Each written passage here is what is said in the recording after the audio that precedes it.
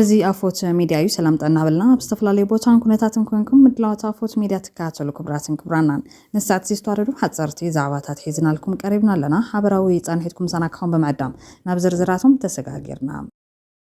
ፖለቲካዊ ቅርብላው ትግራይ ዘበገሶ ካብ መቐለ ኣገዳሲ ምዕባለት ሰሚዑሎም ጀነራል ታደሰ ኣብዛቡ ሓድሽ መጠንቀቕታ ፌደራል መንግስቲ ኣብ ጉዳይ ትግራይ ጣልቃ ከኣቱ ከም ዝኸለ ፍሊጦም ተወከልቲ እስራኤልን እታን ዓርሳ ነጻ ሃገር ኢላ ሰየመት ሶማሊላንድን ናብ ከተማ አዲስ አበባ ዘተከም ዘካየዱ ተፈሊጦም ብኻልእ ወገን ኣብ ማእኸላይ ምብራቕ ብሰንኪ ዝተወልዐ ኩናት ንሰሙናት ጽንሐ ከቢድ ቁጠባዊ ጸቕጥን ምቅላል ቀረብ ናፍጣ ናብቲ ዝነበረ ደረጃ ከም ዝተመለሰ መንግስቲ ተፍሊጡ እኳ እንተነበረ መራሕቲ መኻይን ግን ሕዚ እውን ጸገም ሕፅረት ናፍጣ ይቕጽል ከም ዘሎ ገሊጾም ውድሕራት ሃገራት ኣብ ዞባ ኣብይ ዘሎ ጸጥታዊ ኩነታት ይገድድ ብምህላዋ ጠንቂቖም ነዚኣቶም ካልኦት ሓደሽቲ ምዕባለታትን ከነካፍለኩም ኢና ኣፎት መረጾም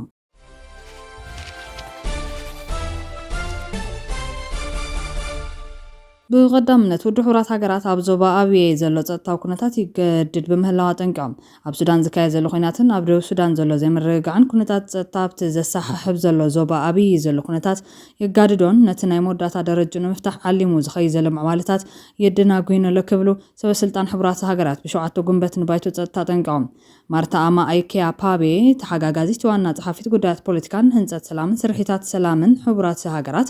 ሱዳንን ደቡብ ሱዳንን ንኣብይ ካብ ወታደራዊ ስርዓት ወጻኢ ምዃኑን ሓበራዊ ፖለቲካውን ጸጥታውን ኣሰራርሓን ሓበራዊ ተቓጻሪ ኮሚቴ ኣብይን ዳግማይ ንምትንሳእ ዘለዎን ተወፋይነት ደጊመን ኣረጋጊፀን እየን ተኾነ ግን ኣብቲ ጸብጻብ ዝቐረበሉዋን ክልቴን ሃገራት ኣይተረኸባን ክትብል ነቲ ቤት ምኽሪ ገሊጻ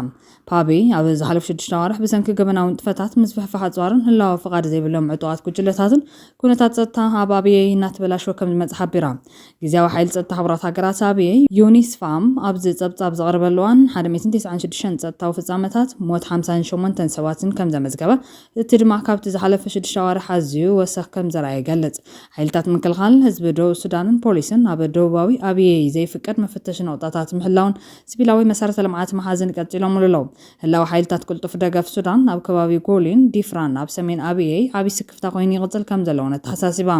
ፓቢ ብተወሳኺ ኣብ ታሕሳስ 2025 ኣብ ሱዳን ካዳጉሊ ኣብ ዝርከብ መደበር ሎጂስቲክስ ዩኒስፋ ብሰብ ኣልቦ ነፈርቲ ዝተፈጸመ መጥቃዕቲ ንሓበራዊ ኣገባብ ምርግጋጽን ምክትታል ዶባት ዓብይ ስርሕታዊ ምዕንቃፍ ክትብል ገሊጻቶላ በቲ መጥቃዕቲ 6 ዓቃብ ሰላም ባንግላዴሻውያን ክሞቱን ከለዉ 9 ድማ ቆሲሎም ኢላ ኣብ እዋን ዘተ ሓያሎ ኣባላት ባይቶ ጸጥታ ሱዳንን ደቡብ ሱዳንን ፖለቲካዊ ዘተዳግም ከበር ኣብራን ነቲ ኣብ 2011 ዝተበጽሐ ስምምዕ ክትግበር ይጽውዑ ምጽንሖም ይፍለጥ እዮም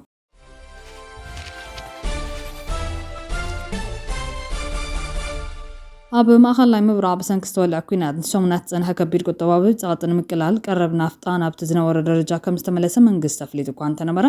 ኣዲስ ስታንዳርድ ዘዘራረቦም መራሕቲ መኻይን ግን ሕዚ እውን ጸገም ሕፅረት ናፍጣ ይቕጽል ከም ዘሎ ገሊጾም ሚኒስተር ፋይናንስ ኣሕመድ ሸዴህ ብ21 ሚያዝያ 2018 ኣብ ዘውፅኦ መግለጺ መንግስቲ ብሰንኪ ኣብ ማእኸላይ ምብራቕ ዝካየድ ዘሎ ግጭት ንሰሙናት ዝፈጠሮ ከቢድ ቁጠባዊ ጸቕጥን ምቅላል ሙሉእ ቀረብ ናፍጣ ናብ ንቡር ክምለስ ከም ዝወሰነ ፍሊጦም እዚ ቅድሚ ሓደ ሰሙን እኳ እንተታወጀ ኣብ ክልል ኦሮምያ ዞባ ምብራቕ ሸዋን ቦረናን ዝርከቡ መራሕቲ መኻይን ሕዚ እውን ናፍጣ ንምርካብ ኣብ ዝተፈላለዩ መዕደሊ ነዳዲ ንመዓልትታት ሬጋ ሒዞም ከም ዘለዎ ገሊጾም ሽሙ ክግለጽ ዘይደለየ ኣብ መንጎ ኣዋሽን ኣዳማን ህዝባዊ መጓዓዝያ ዝህብ መራሕ መኪና ኣብ ከተማ ኣዳማ ኣብ ዝርከብ መዕደሊ ነዳዲ ናፍጣ ንምምላእን 3 መዓልትታት ሬጋ ሒዙ ከም ዝጸንሐ ገሊጾም እዚ ኣብዚ ሳልሳይ መዓልቲ እዩ ቅድሚ 3 መዓልቲ ሰሪሐ እየ ተወዲኡ ይበለት መራሕ መኪና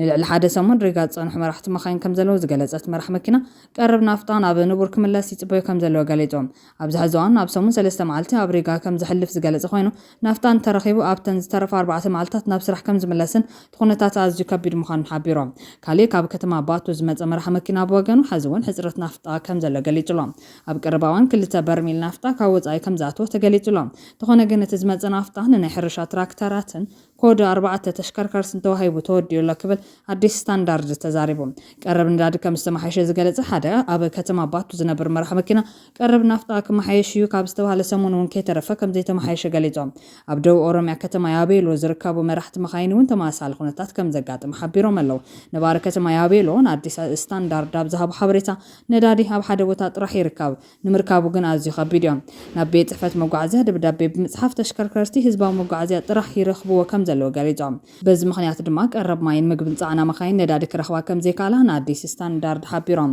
ወሲኾም ኣብ ከተማ ያቤሎ ኣብ እትርከብ እንኮ መዕደሊ ነዳድን 3 መዓልቲ ድሕሪ ምጽናሕ ነዳዲ ከይተማልኡ ከም ዝተመለሱ ሓቢሮም ኢትዮጵያ ብሰንኪ ኩናት ማእኸላይ ምብራቕን ዓለማዊ ዘይምርግጋዕን ዕዳጋ ነዳዲ ልዕሊ 180,000 ሜትሪክ ቶን ነዳዲ ሕፅረት ብምግጣሙ ካብ መወዳእታ ወርሒ መጋቢት 2026 ጀሚሩ መዓልታዊ ቀረብ ናፍጣ ብፍርቂ ከም ዝቐነሰት ተገሊጾም። ኣብ እዋን ሚኒስተር ንግድን ዞባ ምትሕብባርን ካሳሁን ጎፌ ንመንግስታዊ ማዕኸናት ዜና በዝሃቦ መግለጺ ኢትዮጵያ ንመምርሕታት ሃልኪ ነዳዲ ብዝምልከት ህጹጽ ኣሰራርሓ ተግባራዊ ከም ዝገበረት ገሊጾም። ፀገም ድማ መዓልታዊ ቀረብ ነዳዲ ሃገርና ካብ 9.2 ሚልዮን ሊትሮ ናብ 4.5 ሚልዮን ሊትሮ ከም ዝነከየ ገሊጾም። እዚ ሃገራዊ ኩነታት ቀረብ ነዳዲ ንኣስታት ሓደ ወርሒ ብፍርቂ ድሕሪ ምንካይ ቅድሚ ሓደ ሰሙን ብ21 ሚያዝያ 2018 ሚኒስተር ፋይናንስ ኣሕመድ ሸዴ ነቲ ብሰንኪ ኩናት ማእኸላይ ምብራቕ ዘስዓቡ ቁጠባዊ ፀቕጢ ኣብ ግምት ብምእታው ቀረብ ናፍጣ ሙሉእ ብሙሉእ ናብ ቅድሚ ኩናት ዝነበረ ደረጃ ክምለስ ምዃኑ ፍሊጡ ነይሩ። እዚ ውሳነ ኣብ ቀረብ ነዳዲ ሃገር ንዝተወሰነ እዋን ከቢድ ፀቕጢ ኣጽኒሑ እኳ እንተነበረ እቲ ሚኒስተር ግን ጽንዓት ቁጠባት ሃገር ንዓበየ ይኸይደሎ ኢሎም። ኣብ ማእኸላይ ምብራቕ ዝተወልዐ ኩናት ሃገር ኣብ ናይ ወጻኢ ነዳዲ ጽግዕተኝነት ከም ዘቃልዐ ዝገለጸ ሚኒስተር ፋይናንስ እቲ ኩነታት መንግስቲ ኢትዮጵያ ብህጹጽ ነዳዲ ክገዝእ ከም ዘገደዱ ሓቢሮም። ይኹን እምበር መጻወቢ ሆርሙዝ ተዓጽዩ እንከሎ ነዳዲ ብኸመይ ናብቲ ሃገር ክኣቱ ከም ዝኻለ ኣሕመድ ሸዴ ዝርዝር ሓበሬታ ይሃበን። እዚ ከምዚ ኢሉ እንከሎ ኢትዮጵያ ውሽጢ ሓደ ወርሒ ካልኣይ ወሰኺ ዋጋ ነዳዲ ካብ ሚያዝያ 26 2018 ጀሚሩ ብግልፂ ከይገለጸት ተግባራዊ ገይራ ኣላ። ሚኒስተር ንግድን ዞባ ምትሕግጋዝን ንህዝቢ ዘይተገለጸ ግን ድማ ናብ ኩለን መደበራት ነዳዲ ዝተዘርግሐ ደብዳቤ ካብ ሚያዝያ 26 2018 ጀሚሩ ዋጋ ኩሉ ፍርያት ነዳዲ ከም ዝወስኸ ኣፍሊጡ ኣሎም።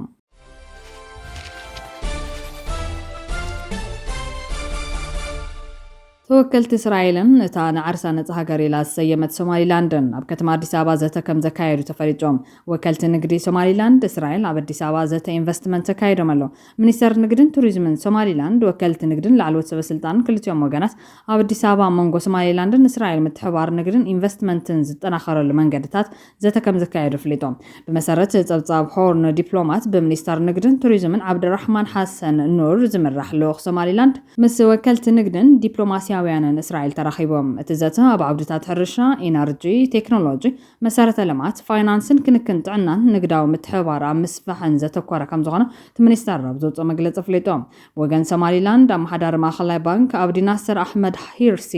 ዋና ዳይሬክተር ሃገራዊ ኤጀንሲ መድሕን ዓብደ ሳላን መሐመድ ማሕሙድ ቡሲን ብኣቦ ወንበር ቤት ምኽሪ ንግዲ ሶማሊላንድ ጀማል ኣይዲድ ኢብራሂም ዝምራሕ ኣባላት ማሕበረሰብ ንግድን ተሳቲፎም እዮም። እቲ ብወኪል ሶማሊላንድ ኣብ እስራኤል ዶክተር መሐመድ ሓጅ ዝተዳለወ መድረኽ ምክትል ኣምባሳደር እስራኤል ኣብ ኢትዮጵያን ካልኦት ዲፕሎማሰኛታትን ዝተሳተፍዎ እንትኾኖም ኣብቲ መግለፂ ኣምባሳደር ሶማሊላንድ ተባሂሉ ዝፅዋዕ ሚካኤል ሎቶም ብኢንተርኔት ኣቢሉ ኣብቲ ዘተ ተሳቲፉ እዮም። ብመሰረት ሓበሬታ ሚኒስተር ንግድን ቱሪዝምን ሶማሊላንድ ቀንዲ ዕላማት ዘተ ነዊሕ እዋን ዝጸንሕ ሽርክነት ንግድን ኢንቨስትመንትን ዕድላት ምድህሳስ እዩ።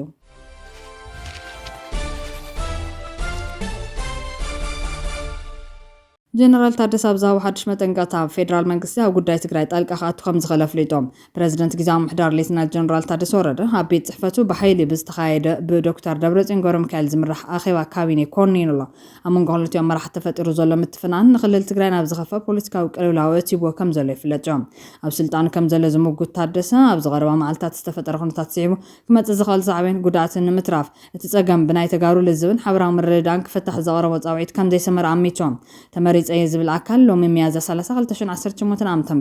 ብናይ ጸጥታ ኣካላት ሓለዋ ተገይሩሎም ኣብ መእከብ ኣዳራሽ ካቢነ ጊዜያዊ ምምሕዳር ትግራይ ናይ ካቢነ ኣኼባ ጀሚሮም ኣለዎም። እዚ ከዓ ናይ ቀጻሊ ሓደገኛ መንገዲ ዝተጀመረሉ ዕለት ስለ ዝኾነ በዚ ምክንያት ንስዕብ ሳዕቤን ተሓታቲ ስልጣን ጊዜያዊ ምምሕዳር ብጉልበት ዝሕዝ ዘሎ ሓይሊ ምዃኑ ክገልጽ ይደሊ ይብል ጀነራል ታደሰ ኣብቲ ብሽም ፕረዚደንት ጊዜያዊ ምምሕዳር ትግራይ ሎም ዘውፅኦ ሓፂር መግለፂ።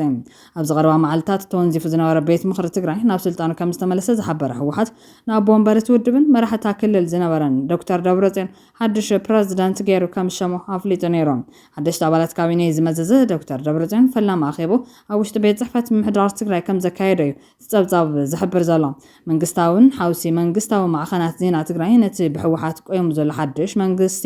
ኣፍልጦ ዝሃባየን ዝመስላ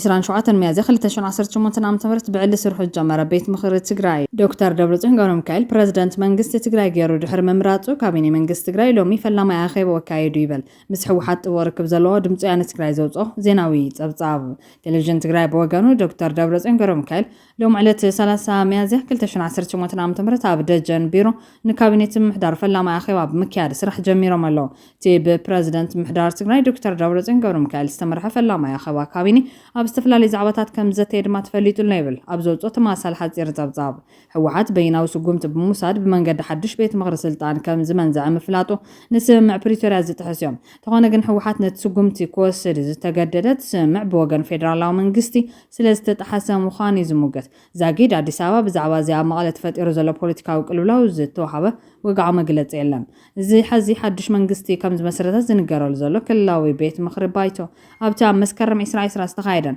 ብፌደራላዊ መንግስቲ ዘይሕጋዊ ዝተባሃለን ምርጫ ዝተመረፀ እዩ። ድሕሪ 2 ወርሒ ምስ ምውላዕ ኩናት ክልተ ዓለም ካብ መቐለ ወፂኡ ምስ ተበተነ ንፈለም እዋን ተኣኪቦም ገለ ክኢላታት ሕጊ ከም ዘለዎ እቲ ኣብ ሕዳር 2022 ዝተፈረመ ስምምዕ ፕሪቶርያ ነቲ ነባር ቤት ምክሪ ከም ዝፈረሰ ብምቁፃር ሓዋፊ ግዝያዊ ምሕደራ ክምስርት ከም ዘለዎ ይዘዘዝ። ተኾነ ግን ብሰንኪ ኣብ ውሽጢ ሕወሓት ዝተፈጠረ ምክፍፋል ቁርቁስ ስልጣንን ኣብ መንጎ መቐለን ኣዲስ ኣበባን ዝነበረ ዘይምትእማን እናንቆልቆለ ኸይዱ ናብ ምትፍናን ኣትዩ ፀኒሖም። ኣብ ኩናት ክልተ ዓመት ኣንጻር ሰራዊት ማእኸላይ መንግስትን መሻርክቱን ዝተዋግኡ ሓይልታት ትግራይ እውን ምግማዕ ተፈጢሩ እዮም። ዝበዝሑ ላዕሎት መራሕቲ ናይቶም ዕጡቃት ምስ ሕወሓት ክውገኑ ከለው ሓያሎ ጀነራላት ዝርከብዎም ካልኦት ግን ነቲ ውሳነ ብምቋም ሓይልታት ሰላም ትግራይ ተባሂሉ ዝፅዋዕ ናይ ባዕሎም ተቃዋሚ ጉጅለ ብምቋም ይንቀሳቀሱ ኣለዎም። ሰመዚ ፌደራል ሕወሓት ምስ ኤርትራን ሰራዊት ሱዳን ብምዃን አንጻር ኢትዮጵያ ይሰርሑ ኣለዉ ክብል ዝኸሶም። ሕወሓት ብወገኖም ኣብ ኣዲስ ኣበባ ዘሎ መንግስቲ ምንጭ ናይቲ ኣብታ ሃገር ዘሎ ዘይምርግጋዕ ምዃኑ ይወቅሶም። እናኻፋ ዝኸይ ዘሎ ምትፍናናት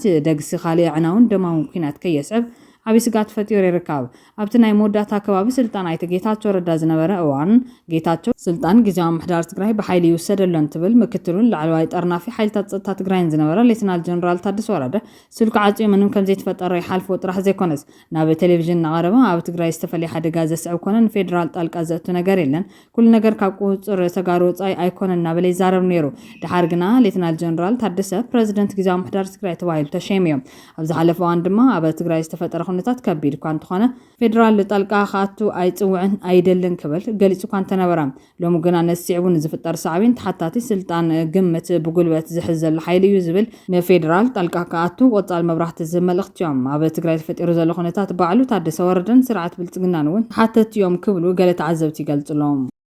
ክቡራትና ክቡራን ቤተሰብ ኣፎት ሚድያ ነሳዓት ዝተዋረዱ ሓፀርቲ ዜናታት ኣቅሪብና ከንቢትና ስለተከታተሉና ነመስገን። ላይክ፣ ሼር፣ ሰብስክራይብ ምግባር ቤተሰብ ኣፎት ሚድያ ኹኑ። ሰናይ ተመኒና